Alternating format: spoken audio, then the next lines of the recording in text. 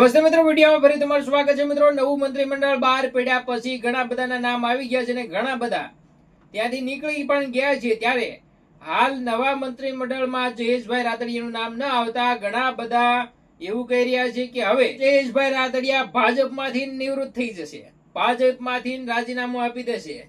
આવી બધી ઘણી બધી કમેન્ટો આવી રહી છે, નારાજગી જોવા મળી રહી છે. ત્યારે જયેશભાઈ રાદડિયા પોતાનું માનવું શું છે એના વિશે પણ આપણે માહિતી મેળવશું.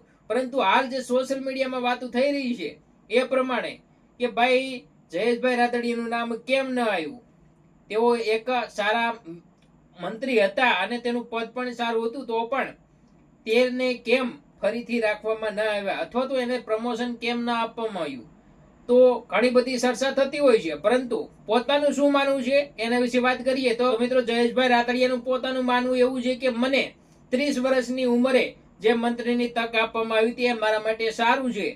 અને તેને નિવેદન પણ આપ્યું છે, એવું નથી કે આપણે એમના બોલીએ છીએ, તેને એવું નિવેદન આપ્યું છે અને એ પત્રકાર એમને પૂછી રહ્યા છે અને એ તેનો જવાબ આપી રહ્યા છે.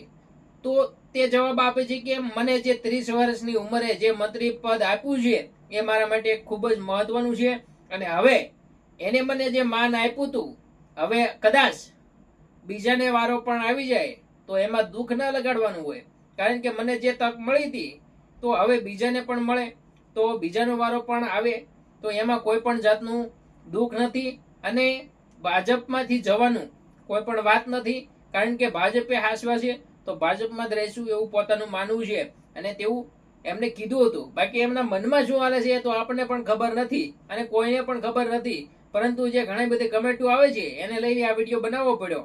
તમારું શું માનવું છે કમેન્ટમાં જરૂર જણાવી દેજો. મળીશું ફરી નવા વિડીયોમાં, ત્યાં સુધી જય હિન્દ, જય ભારત.